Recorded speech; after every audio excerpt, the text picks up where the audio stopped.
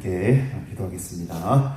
하나님 아버지, 은혜를 참으로 감사드립니다. 오늘도 이렇게 귀하고 복되고 아름다운 또 주의 날 허락하시고 또 예배에 하나님의 은혜를 사모하며 또 주의 보좌 앞에 나아가게 하시니 감사합니다. 오늘도 주님 주실 은혜를 이 시간 사모하며 또 우리가 전심으로 하나님을 예배하길 원합니다. 함께 해주시고 성령으로 충만케 하시사 찬양하며 기도하며 말씀 은혜 받을 때에 하나님 만나는 귀한 시간 될 수 있도록 주님 우리와 함께하여 주옵소서. 감사드리오며 예수님의 이름으로 기도드리옵나이다. 아멘. 네, 제가 악보를 하나씩 드렸는데 새 찬양이 조금 있죠. 한두 곡, 세 곡이 넘지 못할 산이 있거든. 이거는 다음에 한번 부르기로 하고, 첫 번째 나는 주님을 의심하지 않으리 이 찬양, 그 다음에 뒤쪽에 나의 하나님은 오순절 거룩한 성령께서 이 찬양 한번 처음 불러보도록 하겠습니다. 가사를 보시면 나는 주님을 믿습니다. 모든 혼란에서 나를 건져주시는 결코 실패함이 없는 주님의 손을 나는 언제나 의심하지 않겠습니다.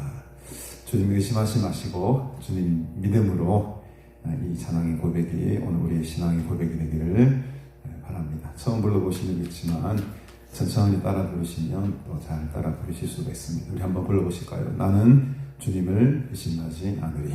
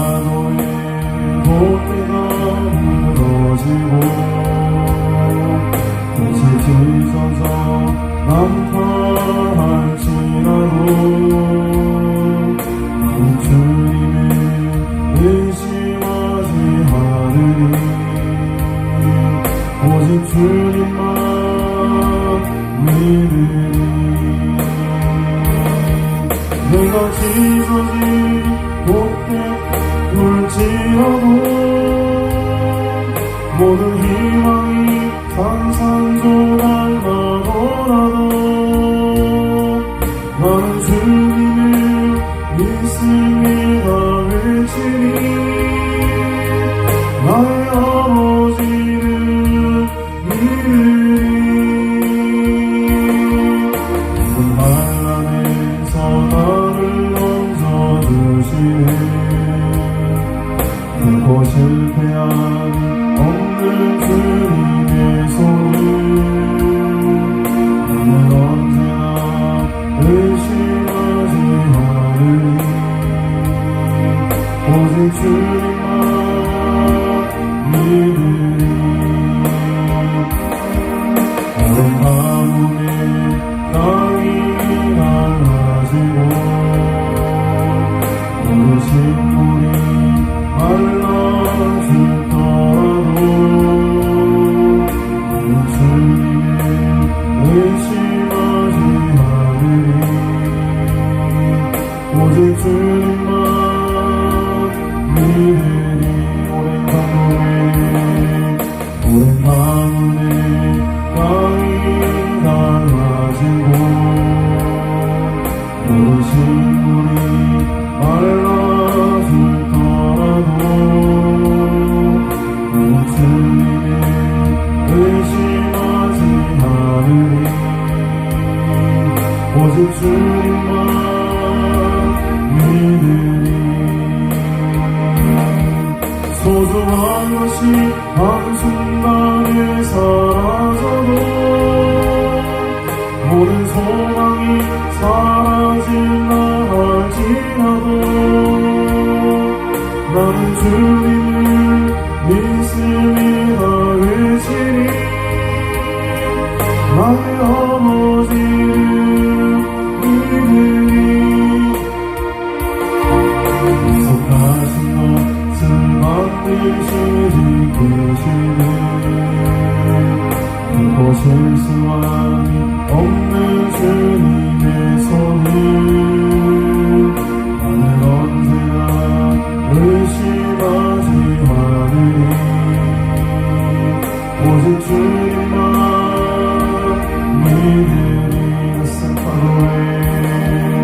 곳에 가도에 꽃대가 무너지고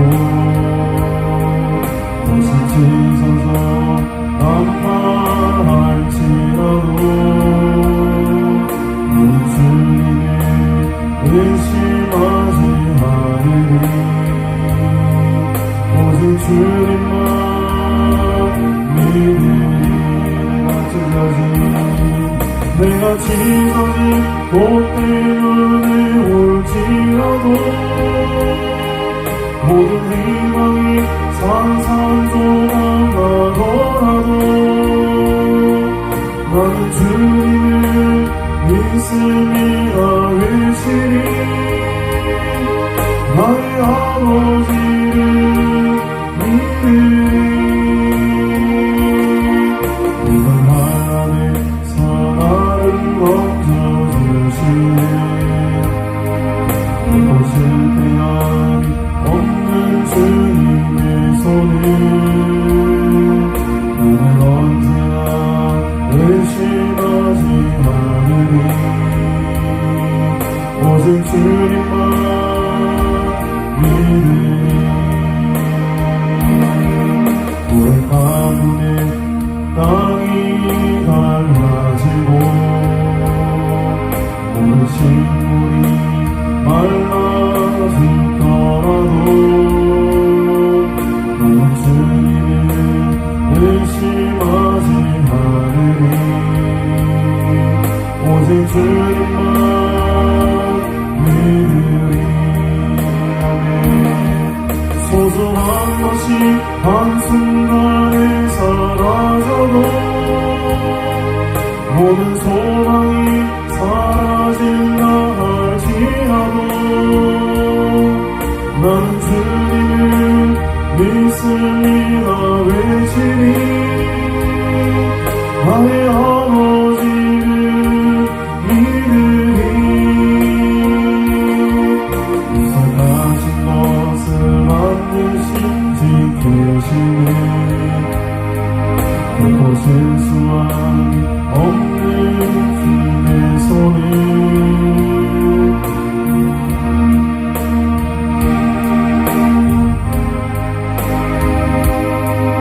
오직 주님만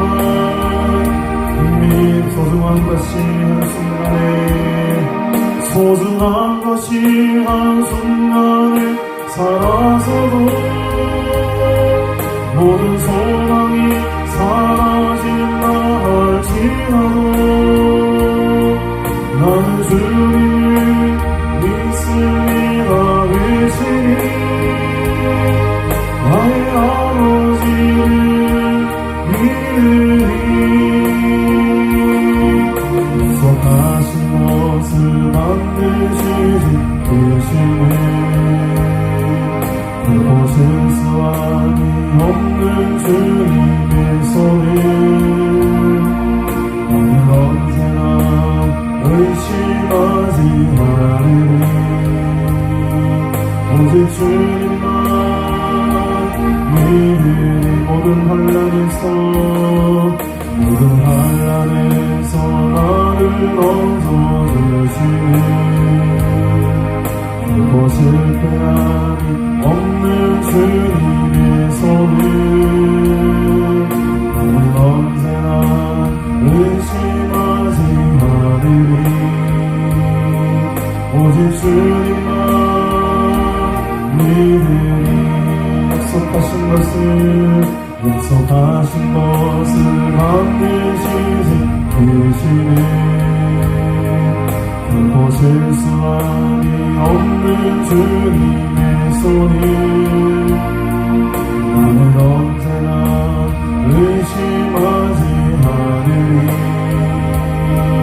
오직 주님만 믿으리 아멘 가사가 참 좋죠 모든 환난에서 나를 건져주시는 주님 결코 실패함이 없는 주님 약속하신 것을 반드시 지키시는 주님 결코 실수함이 없는 주님 그 주님의 손에 우리의 인생을 맡기시기를 바랍니다 꼭 들고 가셔서 집에서 불러보시길 바랍니다 잘 모르시면 유튜브 딱 틀면 바로 또 나옵니다. 같이 틀어놓고 불러보고 하면은 굉장히 또 익숙해질 그 귀한 찬양입니다. 우리 뒷장으로 넘어가셔서 나의 하나님은 한번 불러볼까요? 이 나의 하나님도 역시 우리 김석균 목사님이 작사하고 작곡하신 곡인데, 아마 이 김석균 목사님 앞에 곡도 마찬가지거든요. 앞에 곡도 김석균 작사, 김석균 작곡이라 되어 있죠. 그래서 김석균 우리 목사님은 참 영감이 있으신 것 같아요. 찬양을 이렇게 작사하시고 작곡하실 때 뭔가 모르게 우리의 좀 심령을 좀 이렇게 울리거나 좀 뜨겁게 하는 그런 아주 영감이 있으신 분인 것 같습니다. 우리 김석균 목사님의 곡을 우리가 자주 많이 부르는데, 이 곡도 아마 불러본 적 있습니까, 집사님? 처음이죠. 네. 나의 하나님은 나의 절망을 희망으로 바꾸신 나의 아버지시다. 여러분들 속에 있는 이 절망들을 희망과 소망으로 바꾸시는 분이 우리 하나님 아버지십니다. 그 신앙의 고백으로 이 찬양담 참 우리 한번 불러보도록 하겠습니다.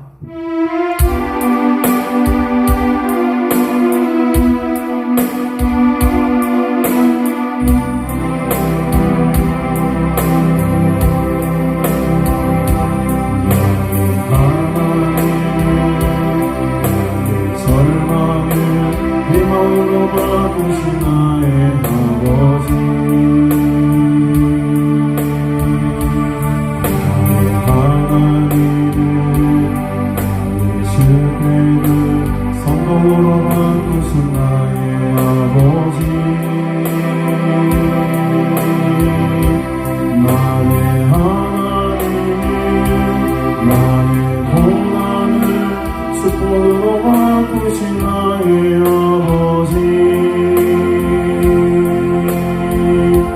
나의 하나님은 내 영혼에 평안을 주신 나의 아버지. 다시 한번 나의 하나님은, 나의 하나님은 나의 절망을 희망으로 바꾸신 나의 아버지,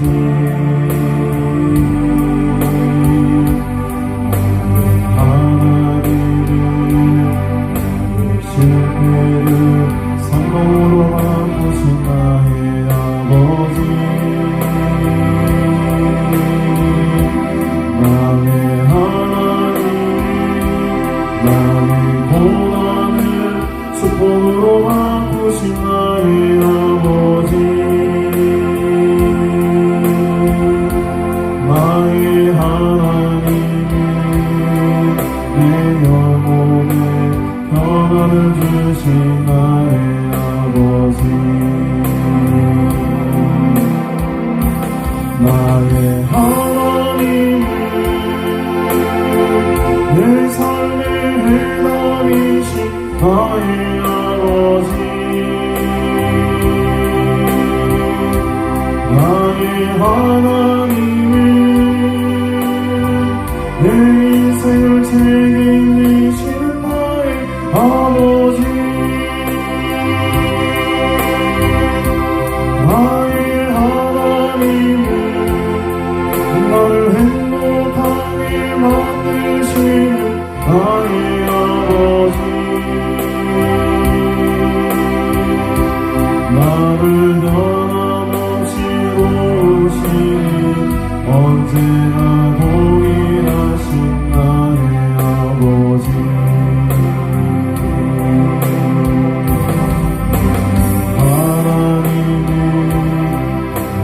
미련함을 지혜로 바꾸신 나의 아버지,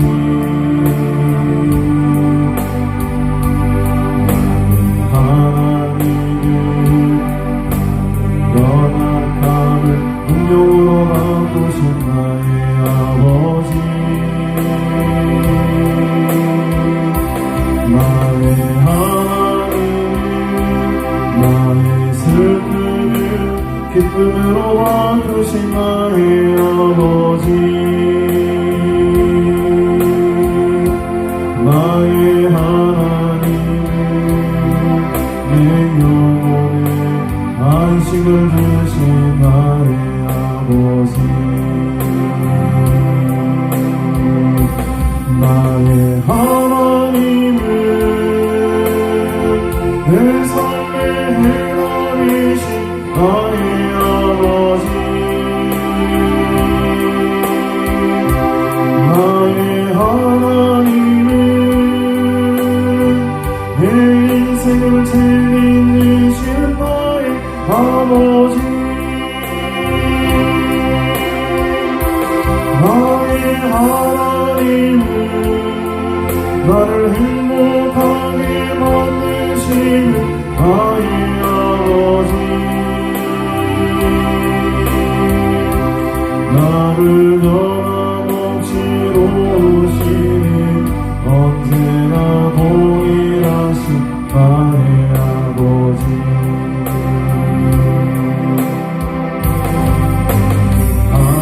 하나님은 절망을 희망으로 바꾸신 나의 아버지 나의 하나님은 나의 실패를 성공으로 바꾸신 나의 아버지 나의 하나님은 나의 고난을 축복으로 바꾸신 나의 아버지 나의 하나님은 내 영혼에 평안을 주신 나의 아버지 나의 하나님은 내 삶의 해답이신 나의 아버지 나의 하나님은 내 인생을 책임지시는 나의 아버지 나의 하나님은 나를 행복하게 만드시는 나의 아버지 나를 변함없이 도우시는 언제나 동일하신 나의 아버지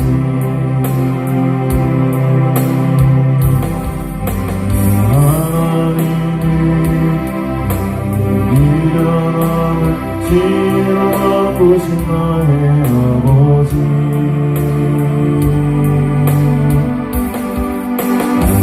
하나님은 연약함을 능력으로 바꾸신 나의 아버지 나의 하나님은 나의 슬픔을 기쁨으로 바꾸신 나의 아버지 나의 하나님은 내 영혼에 안식을 주신 나의 아버지 나의 하나님은 내 삶의 해답이신 나의 아버지 나의 하나님은 내 인생을 책임지신 나의 아버지 나의 하나님은 나를 행복하게 만드시는 나의 아버지 나를 변함없이 도우시는 언제나 동일하신 나의 그 1절만 우리 마지막으로 다시 한번 부르갑니다. 나의 하나님은 절망을 희망으로 바꾸신 나의 아버지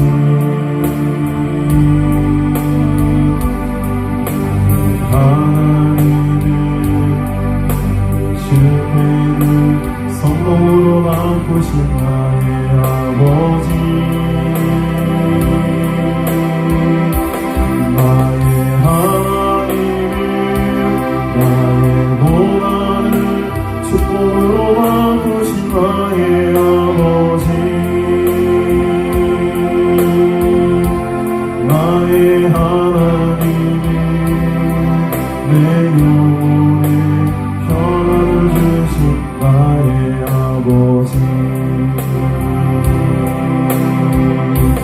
나의 하나님은 내 삶의 해답이신 나의 아버지, 나의 하나님은 내 인생을 책임지시는 나의 아버지, 나의 하나님은 나를 행복하게 만드시는 나의 아버지, 나를 떠나보시 보시네 언제나 동일하신 나의 아버지. 아멘. 우리 두 곡만 합시다. 세 곡 했다가 여러분들 헷갈릴 것 같아서 한 곡이라도 제대로 알고 배우고 하는 게 좋을 것 같아서 우리 두 곡만 하도록 하겠습니다. 이 가사가 참 좋죠. 나의 절망을 희망으로 바꾸신 아버지, 나의 실패를 성공으로 바꾸신 하나님, 나의 고난을 축복으로 바꾸신 아버지. 우리의 삶의 해답은 하나님께 있습니다. 하나님께서 우리의 답이 되시고 우리의 인생을 책임져 주시는 분이십니다. 오늘도 이 믿음으로 우리의 절망과 우리의 실패와 고난들이 희망과 성공과 축복으로 변화되는 놀라운 은혜가 우리 모두에게 임하게 되기를 주님의 이름으로 축복합니다. 집에 가서 꼭 한 번씩 불러보십시오. 자기 것으로 소화되지 않으면 잘 불러지지가 않습니다. 한 번씩 들어보시고 함께 불러볼 때 또 다른 은혜가 임하게 될 줄 믿습니다. 우리 하나님 말씀 오늘 예배에는 우리 열왕기하 계속해서 이어보실 텐데, 열왕기하 오늘은 17장 말씀 함께 봅니다. 열왕기하 17장 1절부터 우리 23절까지 말씀, 제가 조금 빠른 속도로 읽도록 하겠습니다. 열왕기하 17장 1절부터 23절입니다. 유다의 왕 아하스 제20년에 엘라의 아들 호세아가 사마리아에서 이스라엘 왕이 되어 9년간 다스리며 여호와께서 보시기에 악을 행하였으나 다만 그 전 이스라엘 여러 왕들과 같이 하지는 아니하였더라. 아수르의 왕 살만에셀이 올라오니 호세아가 그에게 종이 되어 조공을 드리더니 그가 애굽의 왕 소에게 사자들을 보내고 해마다 하던 대로 아수르 왕에게 조공을 드리지 아니하매 아수르 왕이 호세아가 배반함을 보고 그를 옥에 감금하여 두고 아수르 왕이 올라와 그 온 땅에 두루 다니고 사마리아로 올라와 그곳을 3년간 에워쌌더라. 호세아 제9년에 아수르 왕이 사마리아를 점령하고 이스라엘 사람을 사로잡아 아수르로 끌어다가 고산 강가에 있는 할라와 하볼과 메대 사람의 여로 오래 두었더라. 이 일은 이스라엘 자손이 자기를 애굽 땅에서 인도하여 내사 애굽의 왕 바로의 손에서 벗어나게 하신 그 하나님 여호와께 죄를 범하고 또 다른 신들을 경외하며 여호와께서 이스라엘 자손 앞에서 쫓아내신 이방 사람의 규례와 이스라엘 여러 왕이 세운 율례를 행하였습니다. 이스라엘의 자손이 점차로 불의를 행하여 그 하나님 여호와를 배역하여 모든 성읍의 망대로부터 견고한 성에 이르도록 산당을 세우고 모든 산 위에와 모든 포도나무 아래에 목상과 아세라상을 세우고 또 여호와께서 그들 앞에서 물리치신 이방 사람같이 그곳 모든 산당에서 분양하며 또 악을 행하여 여호와를 경노하게 하였으며 또 우상을 섬겼으니 이는 여호와께서 그들에게 행하지 말라고 말씀하신 일이라. 여호와께서 각 선지자와 각 선견자들을 통하여 이스라엘과 유다에게 지정하여 이르시기를 너희는 돌이켜 너희 악한 길에서 떠나 나의 명령과 율례를 지키되 내가 너희 조상들에게 명령하고 또 내 종 선지자들을 통하여 너희에게 전한 모든 율법대로 행하라 하셨으나 그들이 듣지 아니하고 그들의 목을 곧게 하기를 그들의 하나님 여호와를 믿지 아니하던 그들의 조상들의 목같이 하여 여호와의 율례와 여호와께서 그들의 조상들과 더불어 세우신 언약과 경계하신 말씀을 버리고 허무한 것을 뒤따라 허망하며 또 여호와께서 명하사 따르지 말라 하신 사방 이방 사람들을 따라 그들의 하나님 여호와의 모든 능력을 버리고 자기들을 위하여 두 송아지 형상을 부어 만들고 또 아세라 목상을 만들고 하늘의 1월 성신을 경배하며 또 바알을 섬기고 또 자기 자녀를 불 가운데로 지나게 하며 복술과 사술을 행하고 스스로 팔려 여호와 보시기에 악을 행하여 그를 경노하게 하였으므로 여호와께서 이스라엘에게 심히 노하사 그들을 그의 앞에서 제거하시니 오직 유다 지파 외에는 남은 자가 없으니라. 유다도 그들의 하나님 여호와의 명령을 지키지 아니하고 이스라엘 사람들이 만든 관습을 행하였으므로 여호와께서 이스라엘의 온 족속을 버리사 괴롭게 하시며 노략군의 손에 넘기시고 마침내 그의 앞에서 쫓아내시니라. 이스라엘을 다윗의 집에서 찢어 나누심에 그들이 느바세 아들 여로보암을 왕으로 삼았더니 여로보암이 이스라엘을 몰아 여호와를 떠나고 큰 죄를 범하게 하매 이스라엘 자손이 여로보암이 행한 모든 죄를 따라 행하여 거기서 떠나지 아니하므로 여호와께서 그의 종 모든 선지자를 통하여 하신 말씀대로 드디어 이스라엘을 그 앞에서 내쫓으신지라. 이스라엘이 고향에서 아수르에 사로잡혀 가서 오늘까지 이르렀더라. 아멘. 네, 오늘은 북이스라엘의 아주 가장 가슴 아픈 장면이 우리 본문에서 기록을 하고 있습니다. 유다는 아하스라는 왕이 다스리고 있었고요. 17장 1절에 보니까 남유다에는 아하스라는 왕이 이제 다스리고 있었을 때에 이제 북이스라엘의 마지막 왕인 호세아가 이제 등장하게 됩니다. 이 호세아도 역시 구데타를 통하여서 왕위에 오른 자지요. 그래서 이제 기억나실지 모르겠습니다만 베가라는 왕이 있었습니다. 그 베가라는 왕을 이 호세아가 제거를 하죠. 15장이네요. 열왕기하 15장 30절에 보면 우시아의 아들 요담 제20년에 엘라의 아들 호세아가 어떻게 합니까? 반역을 일으킵니다.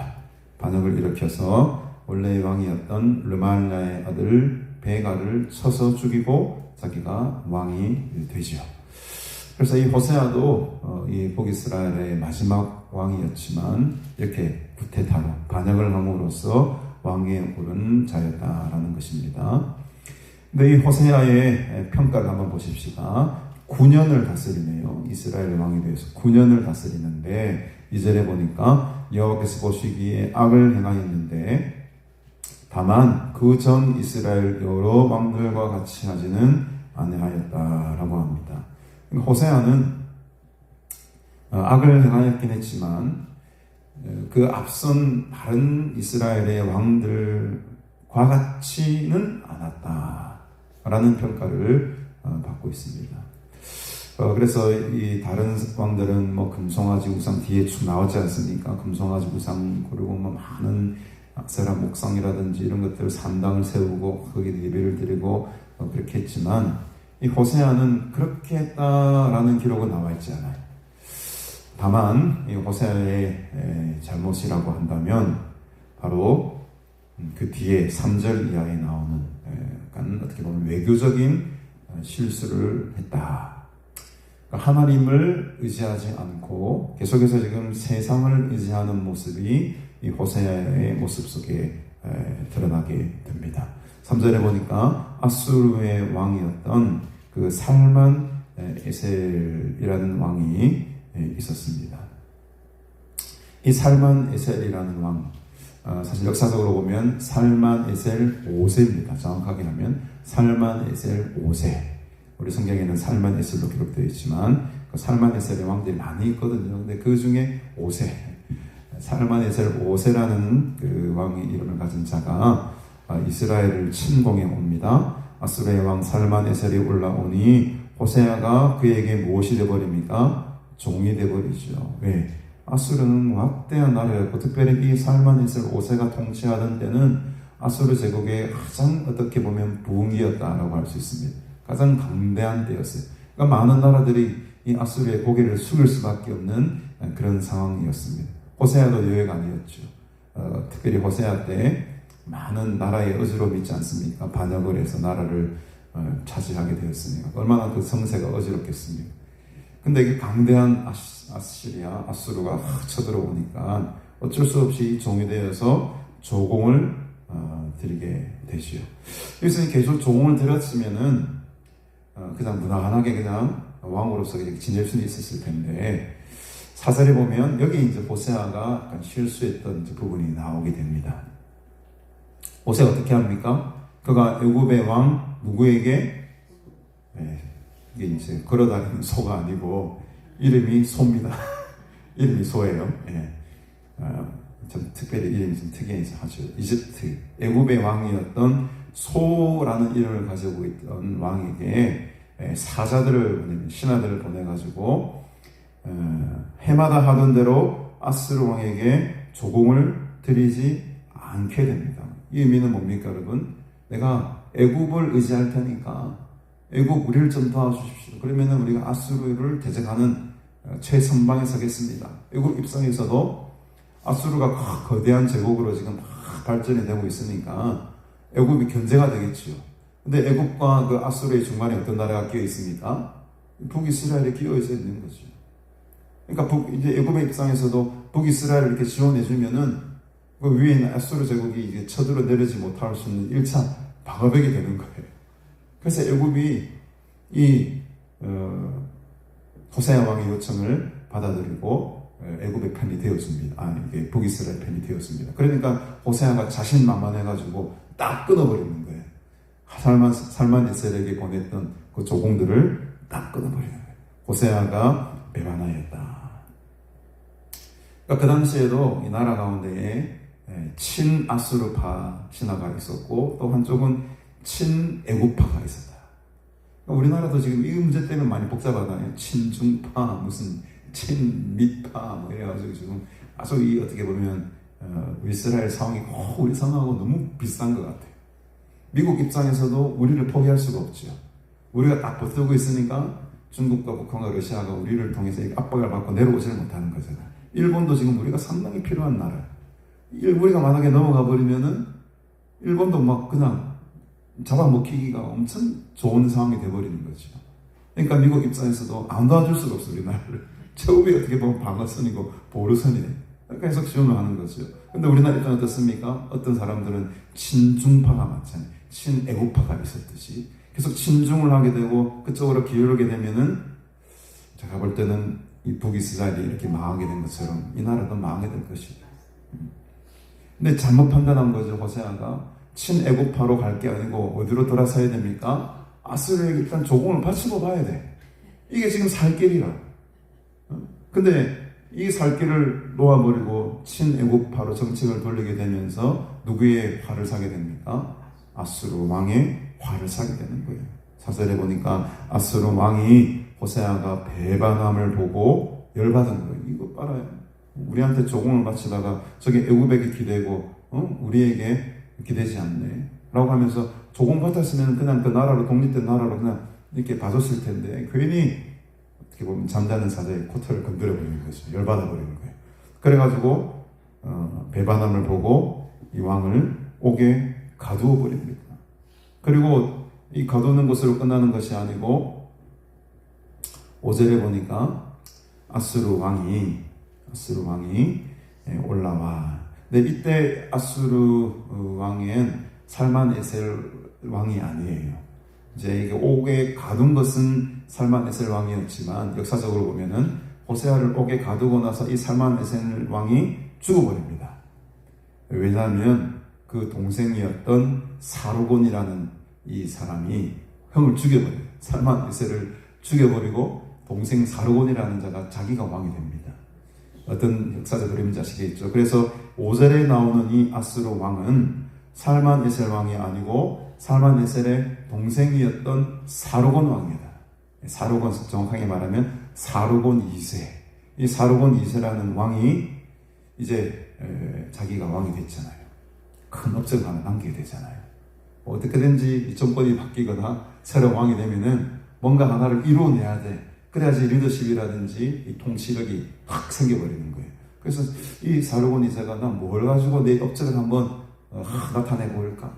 살만에셀은 그 형은 그냥 호세아를 감옥에 가두었을 뿐인데 이 사르곤 2세는 더 큰 일을 저지르게 됩니다.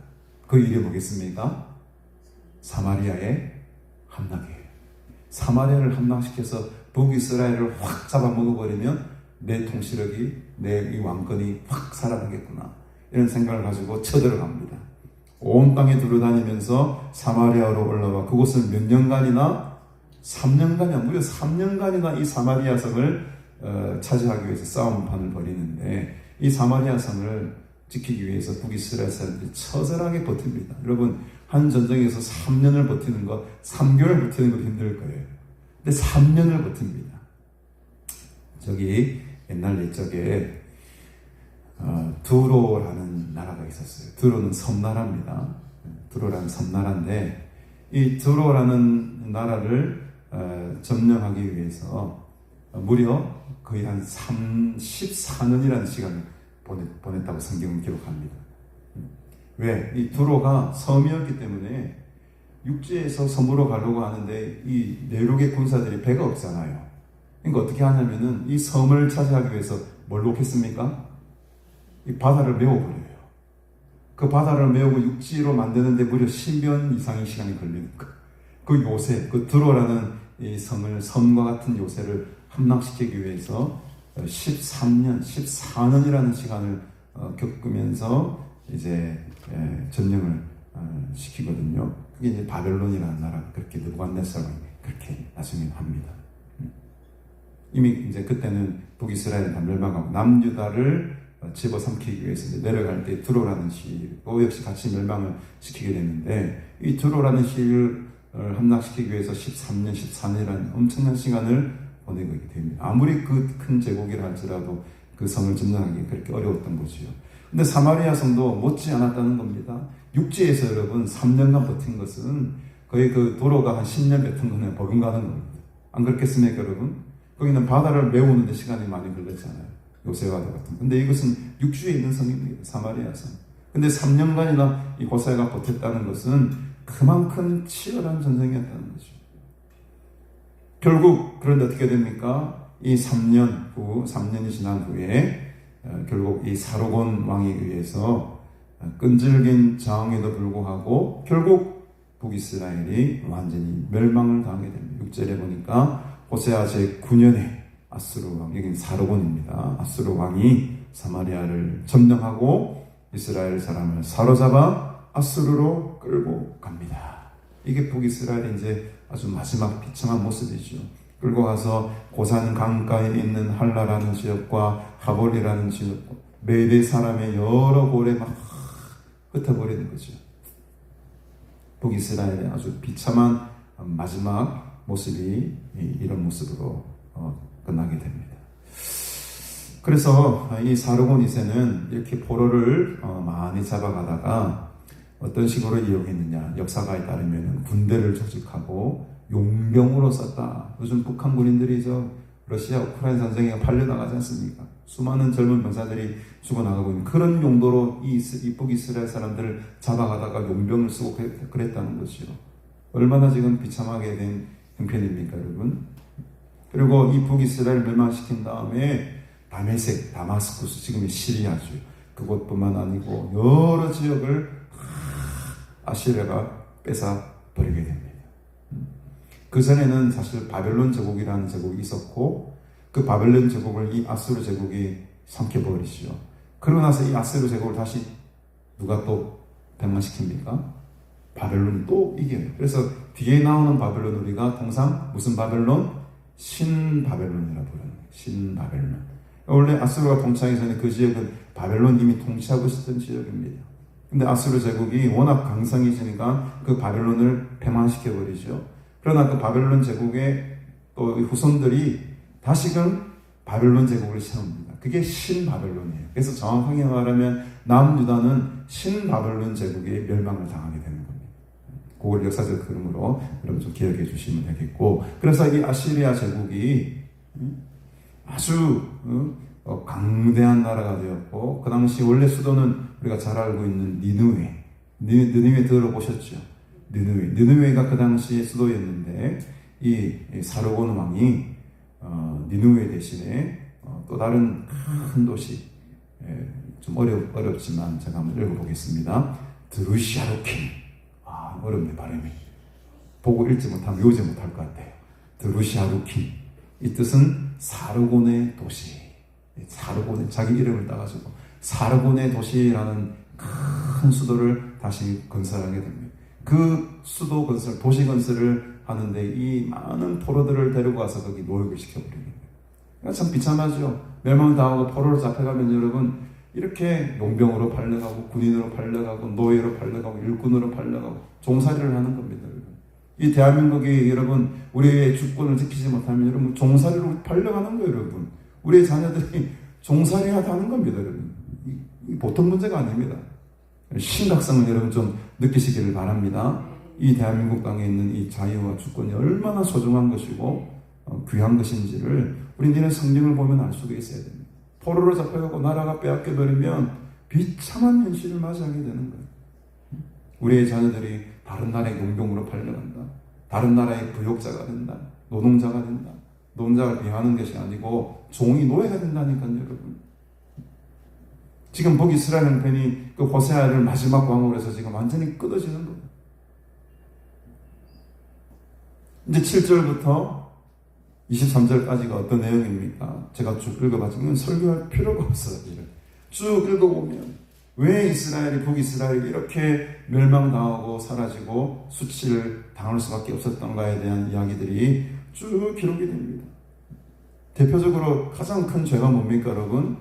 여호와를 경외하지 않고 7절에 보니까 또 다른 신들을 경외하였다.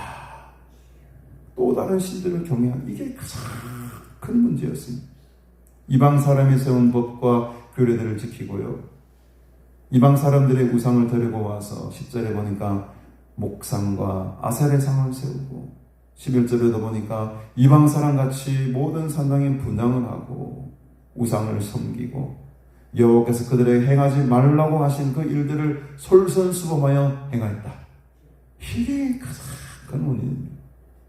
여러분, 우리 이 땅 가운데 있는 우상들은 다 떠날지어다. 이 우상이 문제인 거예요. 우상이 문제였습니다. 우상을 섬기게 되니까는 이방의 문화들이 막 들어오게 되죠. 하나님의 말씀과 율법이 있을 자리를 다 잃어버리게 됩니다. 하나님께서는 그들의 모습을 바라고 수많은 선견자들과 선지자들을 막 보내지 않습니까, 여러분?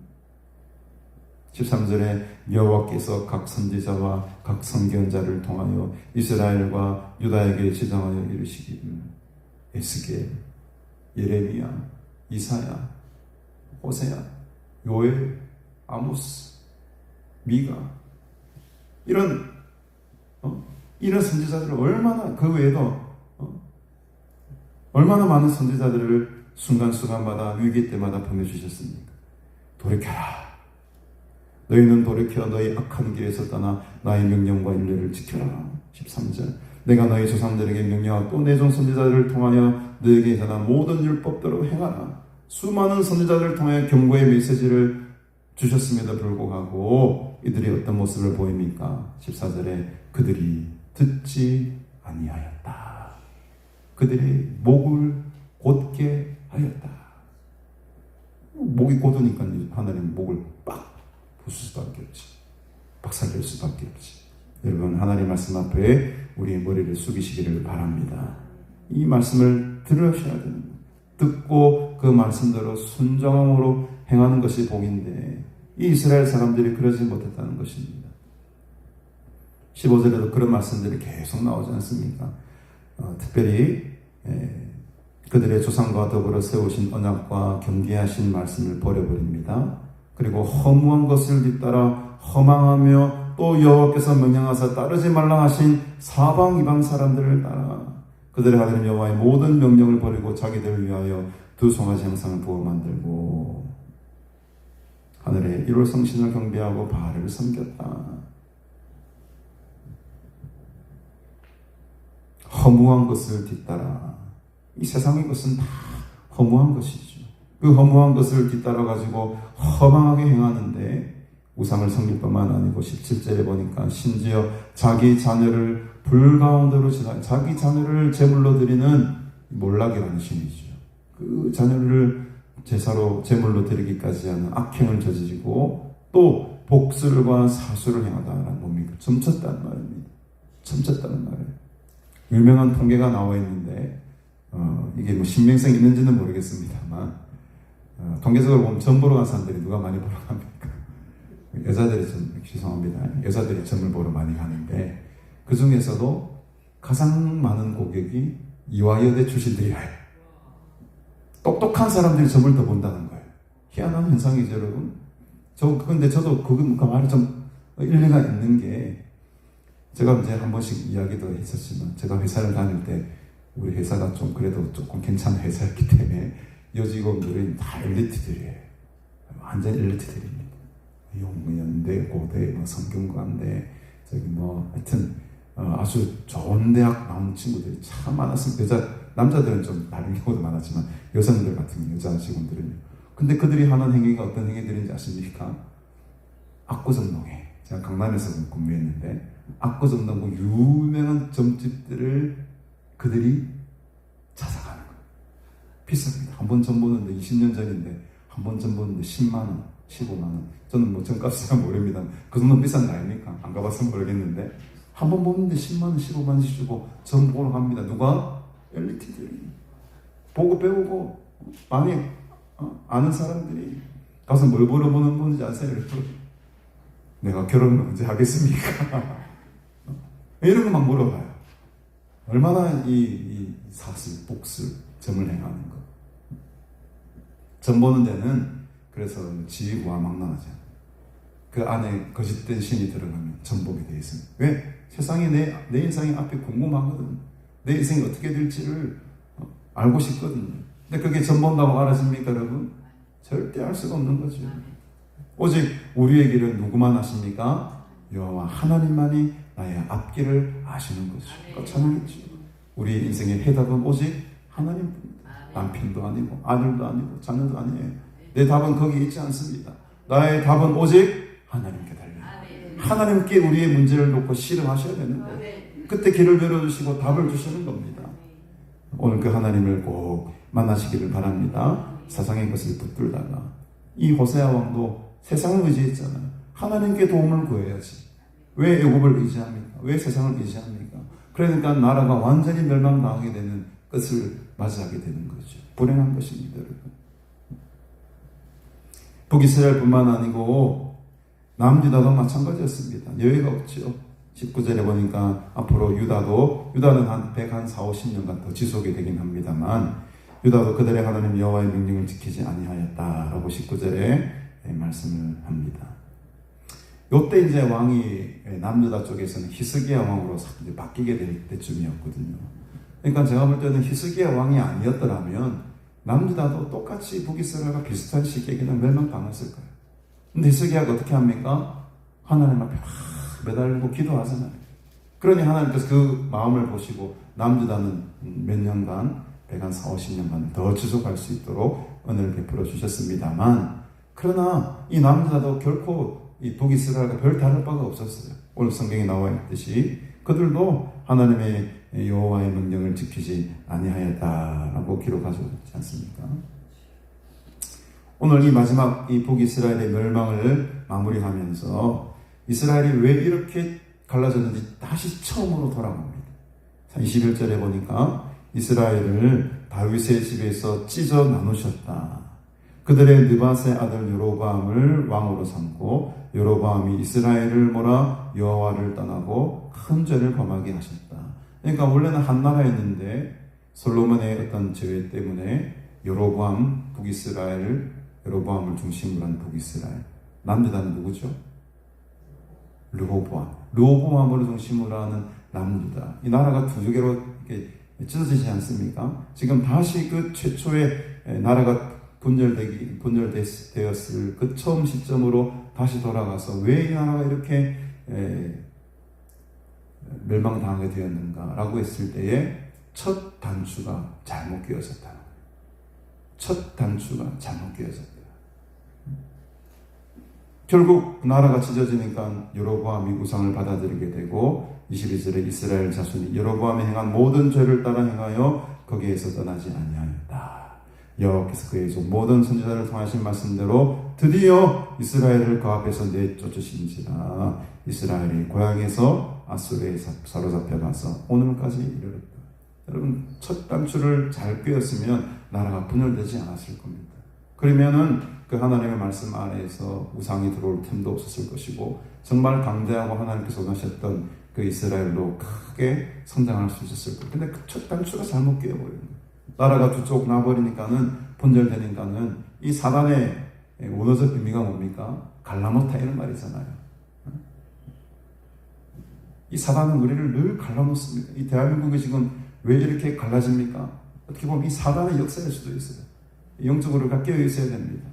우리가 물론 반대편에 있는 사람들을 하고 이렇게 이제 화가 나고 하지만은 결국에는 이것은 하나가 되어야 돼. 하나가 되어야 돼. 결국에 이 대한민국은 하나가 되어야 됩니다. 이 일을 위해서 우리가 기도해야 되지. 저 인간들 다 그냥 죽여버리고 저주하고 그러면 안 되는 거예요. 그들도 불쌍한 마음으로 우리가 품고 기도하고 돌아올 수 있도록 기도해야 됩니다. 왜? 이 사단의 영은 항상 갈라놓는 게 목적이에요. 항상 분열시키는 게 목적입니다. 남편과 아내를 갈라놓고 자녀와 아들을, 부모를 갈라놓고 세대와 세대를 갈라놓고 성도들의 사이를 갈라놓아서 분열시키고 없애버리는 게 사단의 목적입니다. 이 목적에 우리가 넘어가면 안 되잖아요. 지금 비록 우리나라가 굉장히 어려운 사정에 놓여 있고 그렇게 분열된 상황 속에 있지만 결국에 마지막 모습은 어떤 모습이어야 된다? 하나가 된 모습으로 나아가요. 결국에는 저 북한 땅과도 하나가 되어야 된다. 우리가 이 큰 꿈과 비전을 품고 우리의 원수라 할지라도 우리가 함께 품고 불쌍히 여기고 함께 기도하는 저와 여러분들이 되기를 주님의 이름으로 축복합니다. 오직 주님만을 의지하십시다. 이 호세아가 하나님을 의지하지 않고 애굽을 의지했을 때의 큰 패망, 어떤 실패 정도가 아니고 이건 완전히 패망입니다. 나라가 사라져버리는 큰 아픔을 가지게 되지 않습니다. 첫 단추를 잘 꿰매어서 우리 인생 길 가운데에 어긋나지 않고 주님의 말씀 안에 순종함으로 살아가므로 하나님의 그 놀라운 뜻과 비전들을 바라보고 결코 실패하고 좌절하고 낭망하지 않냐고 소망을 가지고 힘차게 이 사순절 기간에 살아나가시는 저와 여러분들이 다 되시기를 주님의 이름으로 축복합니다. 네, 승리하십시다. 기도하겠습니다. 하나님 아버지 은혜를 참으로 감사합니다. 이스라엘 사람들이 참으로 귀한 말씀과 율법과 규례를 받았음에도 불구하고 그들의 귀가 어두워져서 그들의 목이 곧아져서 하나님의 말씀을 듣지 않았을 때에 이렇게 우방신들을 섬기고 또 하나님께서 원하지 않은 이방신들을 섬기게 되는 이 악한 모습을 통해 큰 아픔을 경험하는 것을 우리가 바라봅니다. 우리는 호세아처럼 또 이스라엘 백성들처럼 하나님의 말씀을 듣지 아니하는 것이 아니라 더욱더 겸손한 마음으로 주의 말씀에 귀를 기울이고 그 말씀대로 순종하며 살아가는 믿음의 사람들이 되게 하여 주시옵소서. 분열하고 나누어지는 것이 아니라 하나가 되고 통합이 되어서 정말 아름다운 모습으로 하나님께 드려지는 귀한 대한민국 땅이 되기를 간절히 소원합니다. 주께서 긍휼히 여겨주시고 이 땅 가운데 주님의 자비를 부어주시사 속히 이 어려운 때를 잘 극복해 나가게 하시고 결국에는 우리 대한민국과 북한이 한 나라가 되어서 온전한 통일 한국을 이루어 나아갈 때에 우리 이 땅을 통하여 하나님께서 더 크신 일을 행하실 줄 믿사오니 우리가 그 소망을 바라보며 그 꿈을 가지고 오늘도 낙타 무릎으로 겸손히 기도하며 하나님께 매달리며 나아가는 주의 백성들이 다 되도록 주님 긍휼을 베풀어 주옵소서. 감사드리오며 예수님의 이름으로 기도드리옵나이다. 아멘. 지금은 우리 구주 예수 그리스도의 은혜와 하나님 아버지의 무한하신 사랑과 성령의 위로 고통 충만하심의 은총이 오늘 더욱더 주의 말씀에 귀를 기울이고 순종함으로 나아갈 때에 우리를 통하여서 이 땅이 하나가 되고 우리를 통하여서 이 조국이 하나가 되고 우리를 통하여서 교회들이 하나가 되는 놀라운 역사들을 우리가 보며 살아갈 수 있는 그런 귀한 삶을 살아가기를 간절히 원하는 너희 모든 무리들과 영원토록 함께 있을지어다. 아멘.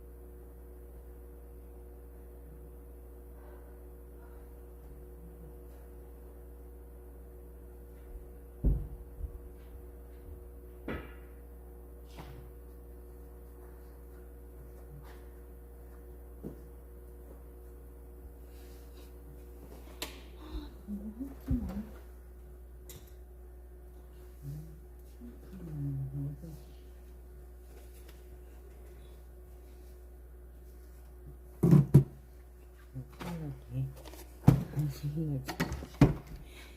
지금